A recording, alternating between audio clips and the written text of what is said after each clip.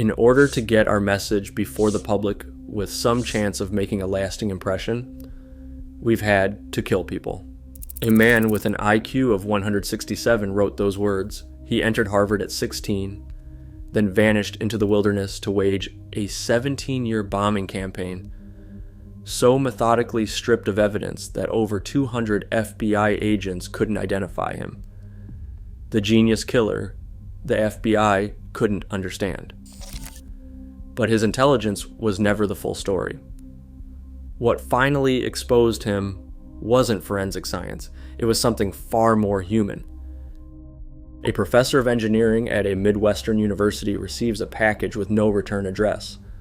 A marketing executive on the other side of the country finds a hand-delivered box outside his office door. In Seattle, a computer store owner is left bleeding in the back room after opening a parcel that arrived by mail.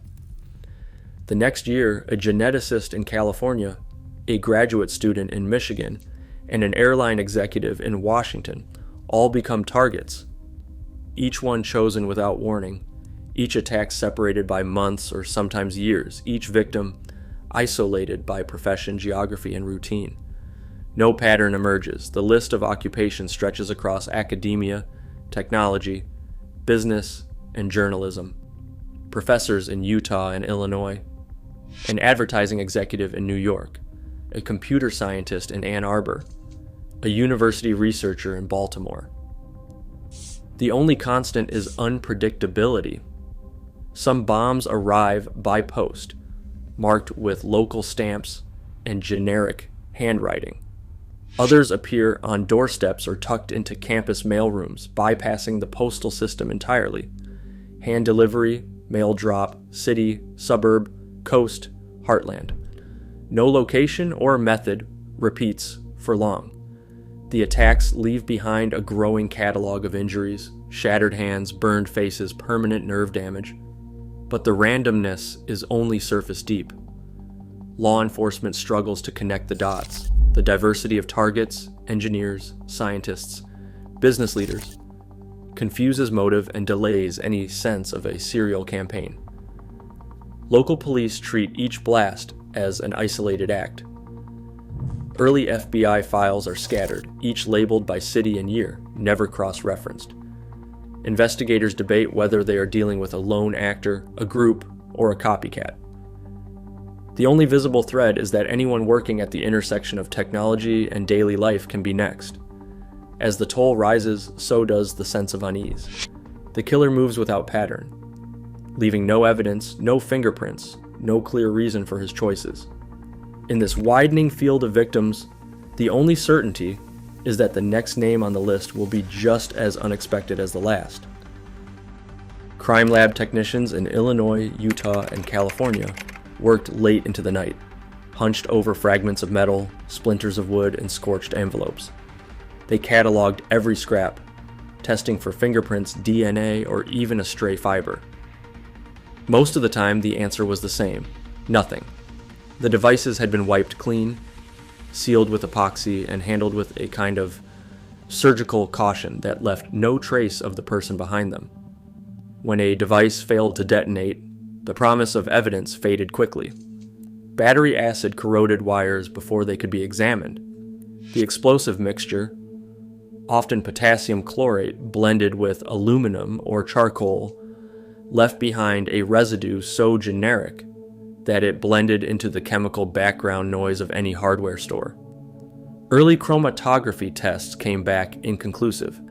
The labs of the late 1970s and early 1980s lacked the sensitivity to draw out a signature from such faint traces. Technicians noted the same frustration in their logs. The residue was present but not unique, and the devices themselves seemed designed to defeat every tool available. There was no central repository for bomb fragments or forensic patterns. Each lab worked in isolation, filing handwritten reports in city archives or mailing copies to state police.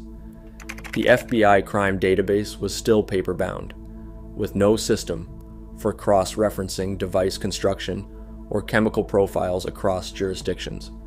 One technician in Ann Arbor wrote that it was like the bomb built itself. Device failure offered no comfort. Malfunctioning timers, dead batteries, and degraded explosives only deepened the confusion. The failures were technical, not intentional, signs of a builder learning from each mistake, adjusting designs, and refining his process. Investigators found themselves cataloging duds alongside detonations, unable to say with certainty whether the same hand was behind every attack. As the list of victims grew, so did the backlog of unanswered questions. Each dead end in the lab became another barrier in the field. Without a pattern, without evidence, and without the means to share what little they had, investigators drifted into paralysis. The killer remained invisible, his methods evolving just beyond the reach of forensic science. Federal resources flooded in. By 1996, the UNABOM task force was no longer a handful of agents in borrowed offices, but a sprawling multi-agency machine. Over 200 personnel, including FBI profilers, ATF explosives experts, U.S. postal inspectors, and Department of Energy scientists were assigned to the hunt. Their numbers dwarfed most serial crime investigations in American history. The budget soared past $5 million annually, with appropriations climbing each fiscal year as the bombings continued. Satellite offices opened in San Francisco, Denver, Boston, and Washington, D.C., each one tracking leads, monitoring mail routes, and processing fragments from crime scenes scattered across the country. Special agents rotated through 12-hour shifts, poring over stacks of postal records and forensic reports. ATF mobile labs ran chemical analyses around the clock, while the Postal Inspection Service deployed its mail origin imaging system to scan thousands of suspicious parcels. The Department of Energy's consultants cross-referenced patent filings and academic research, searching for anyone capable of such technical precision. At the center, the FBI Behavioral Science Unit compiled psychological profiles, debating whether the killer was a lone academic, a terrorist cell, or something stranger. The task force operated with the urgency of a national security crisis. Meetings stretched late into the night. Each new device meant another surge of overtime and another round of interagency briefings.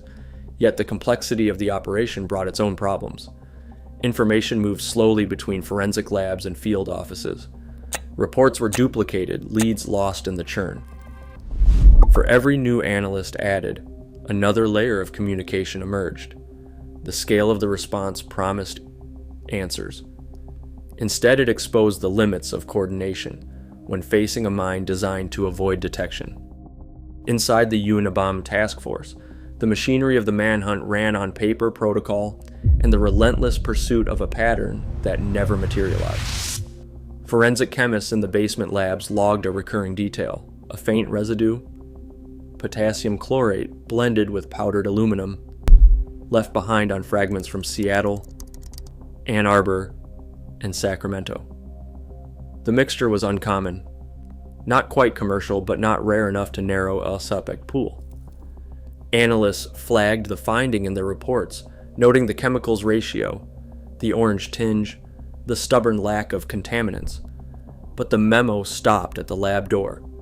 There was no national database to compare residue signatures, only a patchwork of handwritten notes and siloed evidence lockers. Elsewhere, squads assigned to extremist leads worked through lists of domestic groups, radical environmentalists, anti-technology cells, and anarchist collectives. Each tip led to interviews, stakeouts, and ultimately, dead ends. The Earth Liberation Front, the Animal Liberation Front, and a half-dozen fringe organizations were scrutinized and cleared, their members documented, their alibis airtight. The investigation drifted, chasing the specter of conspiracy while the real architect operated in silence. Lab analysts grew frustrated as their findings were buried under layers of bureaucracy. A residue that could have linked bombings across states went unshared, filed away in separate crime labs. never reaching the field agents who needed it most. The killer's technical choices, epoxy-sealed casings, generic batteries, and hardware store chemicals, exploited these institutional gaps. Every device was a lesson in misdirection. Every unanswered memo was a chance to see the pattern hiding in plain sight. The manhunt's scale became its own weakness. With each new layer of personnel, information scattered further, and the residue reports, one of the few consistent threads, were lost in the noise. The killer's intelligence was not just in the bombs he built, but in his understanding of how blind spots multiply when systems grow too large, too divided, and too sure of their own logic. Theodore John Kaczynski was born in Chicago in 1942, the first son of Polish-American parents who valued education above all else. From the start, his mind ran faster than those around him. By middle school, he was 2 years ahead of his age group. His IQ officially measured at 167, so far above the norm that teachers struggled to keep him engaged.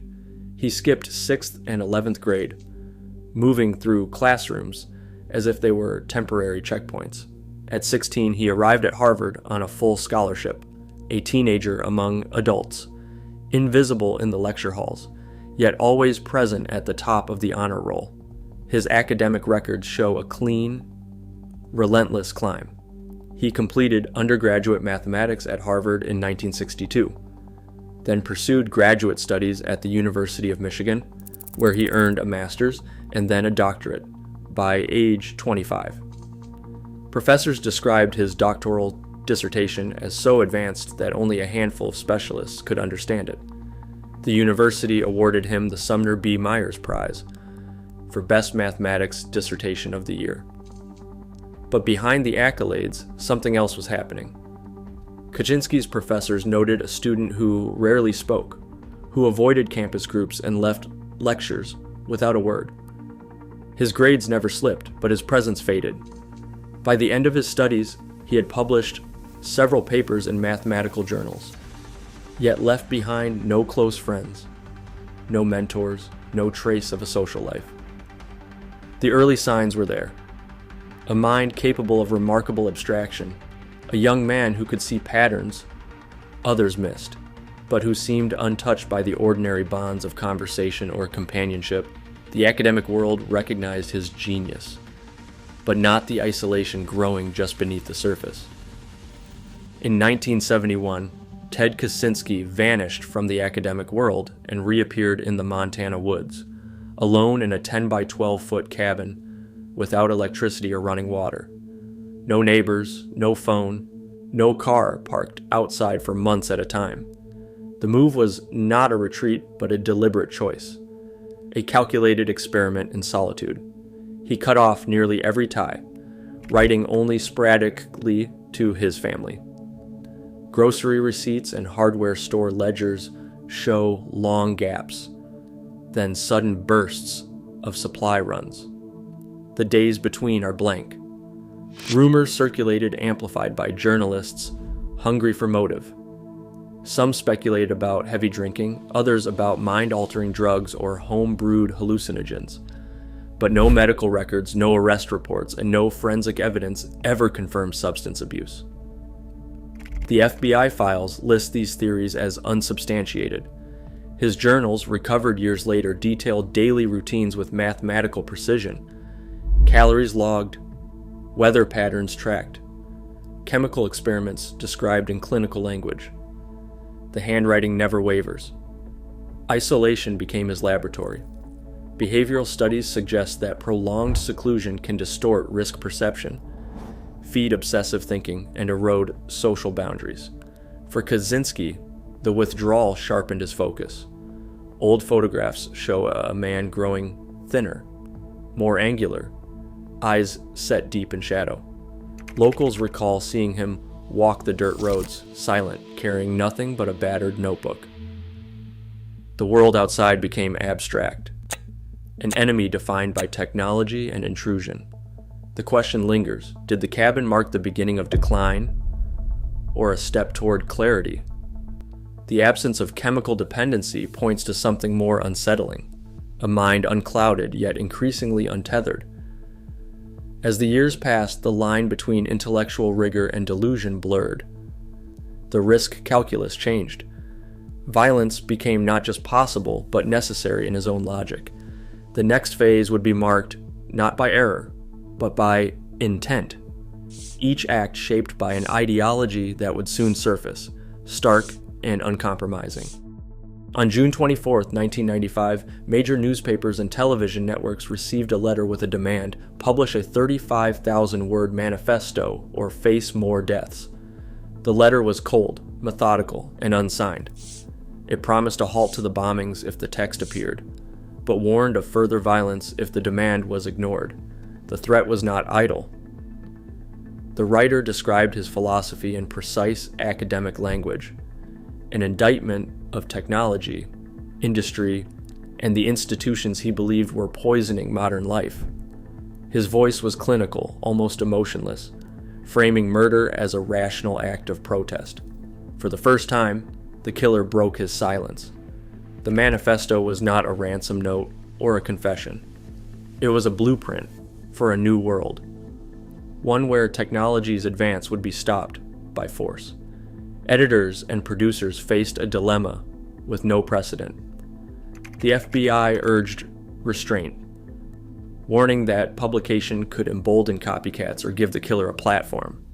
Civil liberties groups argued for transparency, calling the document a matter of public interest. Victims' families were divided. Some wanted the violence to end at any cost. Others recoiled at the idea of giving a murderer the final word. In closed-door meetings, media executives debated the ethics of printing a terrorist's words.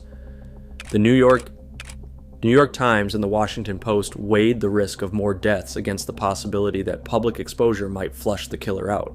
Behind the scenes, investigators pressed for publication, not to appease, but to bait. They saw the manifesto as a new kind of evidence, a linguistic fingerprint, a window into the mind that had eluded every profile and every forensic tool. The manifesto's language was dense, formal, and idiosyncratic. Certain phrases, odd spellings, and patterns of argument stood out to FBI analysts. For the first time, the investigation shifted from bomb fragments and chemical traces to the realm of words and ideas.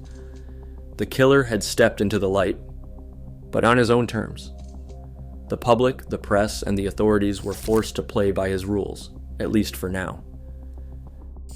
David Kaczynski recognized the cadence of a mind he knew too well. The manifesto's sentences, dense, formal, laced with the same obsessions that had once filled family letters, were impossible to ignore. On April 3, 1995, he sat across from attorney William Sanchez, laying out his suspicion with a mixture of dread and precision. By the next morning, the Behavioral Analysis Unit at the FBI had a new file on its desk, one that would bypass years of dead-end leads and institutional inertia. Inside the Bureau, a different kind of forensic team took over. Linguistic analysts built a digital corpus of every Unabomber communication, running the manifesto through a battery of phrase frequency algorithms. They mapped clusters of unusual word pairings and idiosyncratic punctuation, EM dashes, archaic spellings, compound coinages. The software returned a 96% match between the manifesto and samples provided by David, not just in vocabulary, but in logic, rhythm, and the peculiar turns of argument. Manual review confirmed it. The same hand that condemned modern society and the press had once written awkward, fiercely private letters home. The evidence was no longer theoretical. On April 19, 1996, a federal judge signed the warrant. Agents in Montana waited for the right moment, surrounding the cabin at 822 Davis Creek Road before sunrise.